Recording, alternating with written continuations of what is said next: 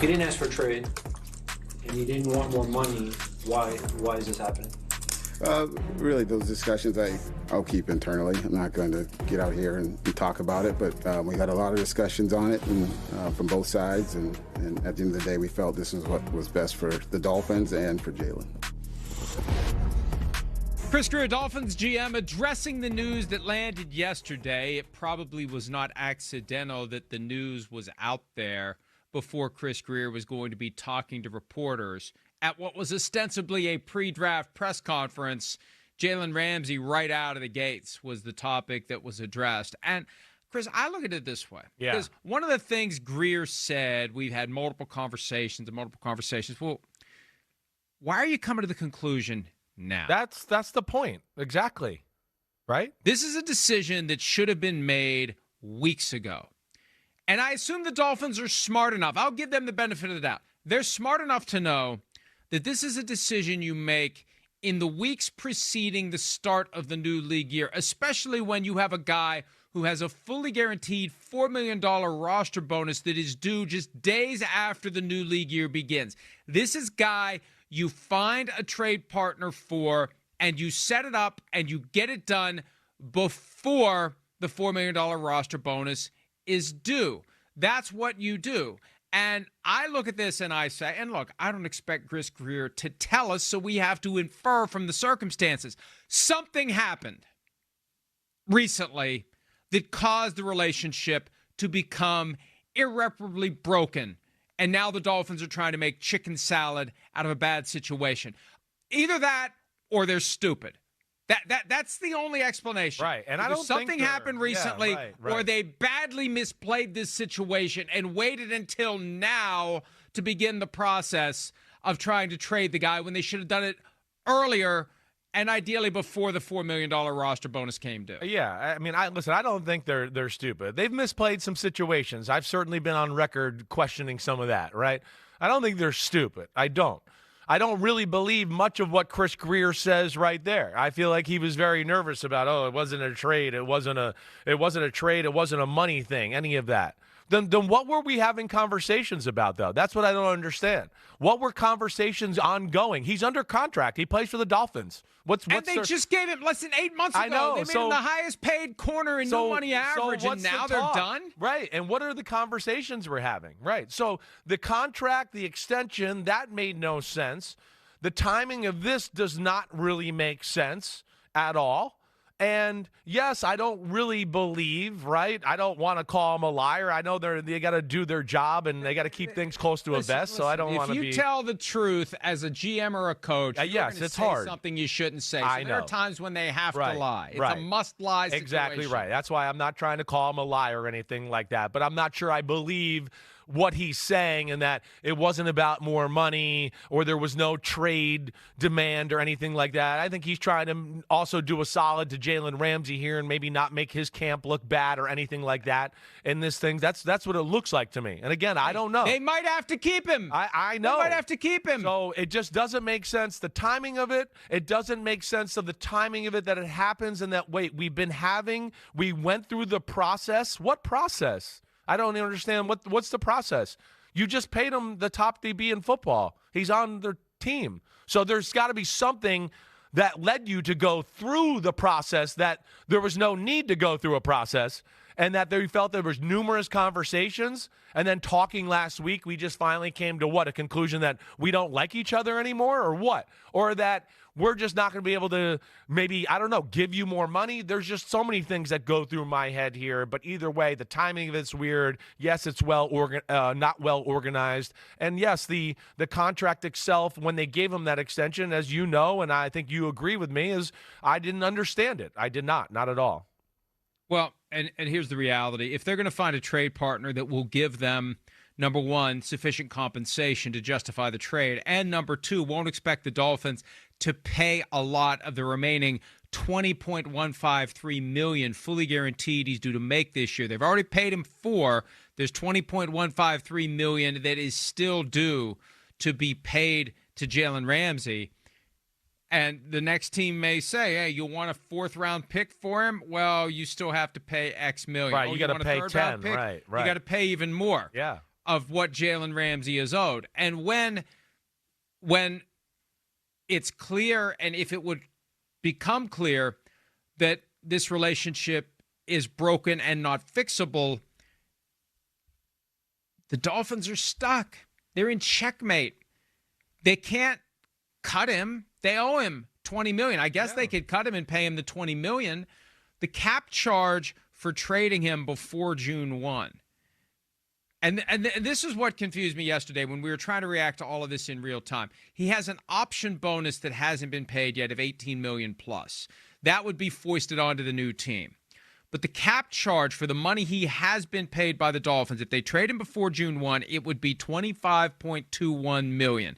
After June 1, they could split it into $6.745 million this year, $18.468 million next year. That's still a lot to kick to next year, but it doesn't all hit this year. Right. I think if they do it, they wait until after June 1. And maybe that's why they didn't do it before the $4 million came due. I don't know, but they would have avoided $4 million in cash and cap charges if they had made the trade then. That's what is asinine to me. Or work with Jalen Ramsey to delay the due date of the roster bonus until July 1. Right. There's all sorts of things you can do. If you know this thing's coming to an end, you can try to finesse it so it's not a big freaking mess. Right now, it looks like a big mess. And, Chris, I'm a firm believer in Occam's razor. I only shave with that brand. I feel like there's a connection between him and Tyreek Hill, and I feel like their reaction to the latest Tyreek Hill off-field situation, or lack of reaction to it, was the straw that broke the camel's back for Jalen Ramsey. Maybe. And it wouldn't surprise me to know. find that out, because it's all one domino leads to another. Right. It's a hell of a coincidence if it's a coincidence. Well, there's a lot of self-inflicted wounds there in Miami. They're stuck with Jalen Ramsey because of what they did. Self-inflicted on themselves. Yeah, exactly. So it's they're stuck with Jalen Ramsey because of what they did there. They can't do anything with Tyreek Hill because of what they've done there, right? They paid Jalen Waddle big-time money, and he's a small receiver, and he gets hurt a lot. They overpaid Tua. And now, like, guys like, Christian Wilkins in the prime of his career at defensive tackle, yet you couldn't keep him. Didn't even tag and trade him. Think about that. I had a GM text me last year. I'm sorry to interrupt you. No, you're good. The Explain fact it, 'cause that they it's crazy. weren't in a position to even apply the franchise tag and trade a guy that they would have gotten a second-round pick or more for is asinine. Exactly. Asinine. Exactly. Not capable of keeping Javon Holland. And now they need a safety, too. Right, so there's just been some things there that, again, I don't agree with the way they've approached certain things on that team, and you know my thoughts about their love of stars and what they're getting back from the stars. All right, the Rolling Stones wrote a song about it. I heard. yes, star. Yes, don't play it for your kids, though. Well, my kids, learn they're sometime. okay. So, I was talking about yours. They probably have heard it all over and over again and been completely desensitized to it. Asante Samuel, who I don't attach a whole lot of credibility to anything he said, because the last I heard from him, he was trying to compare himself to Deion Sanders. Asante Samuel said of Jalen Ramsey, he may not agree with me, but I bet he would be more productive at safety at this point in his career. His numbers will be crazy. Thank me later. Hey, the guy's 31. And one of the reasons, Chris, we were both stunned by the contract last year that put him above Patrick Surtain as the highest paid cornerback in new money averages, he's not one of the best corners anymore. No. He's not. Right. Asante Samuel, like, I'm with you. Yeah, he's not Deion Sanders. He was damn good, right? He's probably underrated on the pantheon of corners all time. But when you drop the interception that would have delivered a 19-0 team, you get what you deserve. Okay, all right. Well, listen, I think he's the type of guy that it probably drives him crazy on a daily basis. So I actually feel bad for him in that department. But I could tell by, social media and whatever else. He follows football. You know that. His son, of course, is in the NFL and was drafted by the Chargers just a few years ago out of Florida State. So he looks, by all due accounts, still like a junkie in the game. He's always commenting about certain things that are going on, right? And, I think it's a fair assessment. You've heard me say that.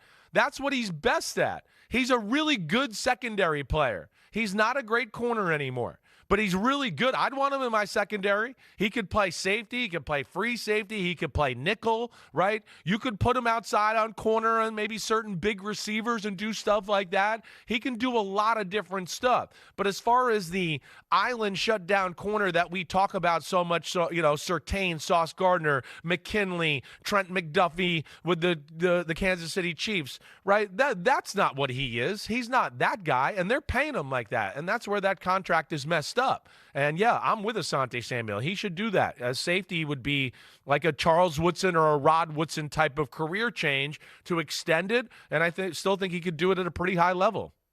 It's a tough situation because they obviously feel compelled to make a change. But you're also trying to not make it obvious that you screwed up in giving him the contract. It kind of reminds me of the Jared Goff situation. Like, we need to move on from Jared Goff, but let's not make it obvious we really screwed this contract up. And it worked out perfectly for them with Matthew Stafford. They were able to tuck the first-round pick that they gave to the Lions to take Jared Goff into the broader package, and it wasn't, oh my God, they did a Brock Osweiler deal, and instead of giving up a second-rounder to get him off the roster, they gave up a first-rounder. I feel like the Dolphins are in that kind of predicament. We have to offload this guy. This isn't sustainable.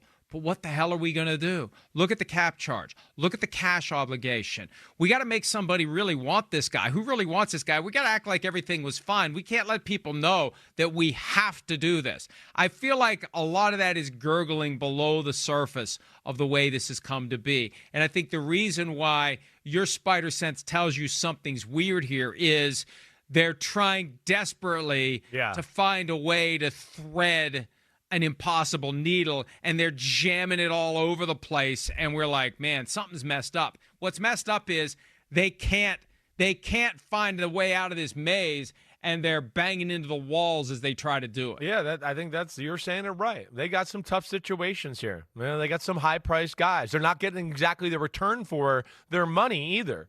Whether it's him, Jalen Ramsey, whether it's Tyreek Hill last year, whether it's Jalen Waddle, we certainly can question Tua, that's for sure. They're paying Bradley Chubb, I know not top of the market anymore, but pretty far up there. He didn't even play last year.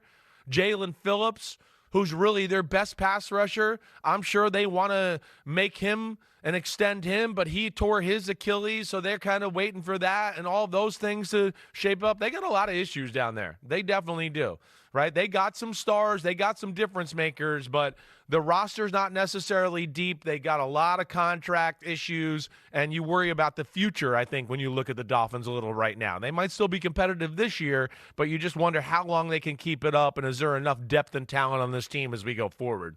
And they're committed to Tua for 2 more years financially. They, as a practical matter, cannot get out of that deal, no matter how poorly he plays or how injured he might be in 2025. They've got 2 more years before they can consider their next move at quarterback. Hi, it's Mike Florio. Thanks for watching PFT on YouTube. Hit subscribe for the latest news and analysis from Pro Football Talk.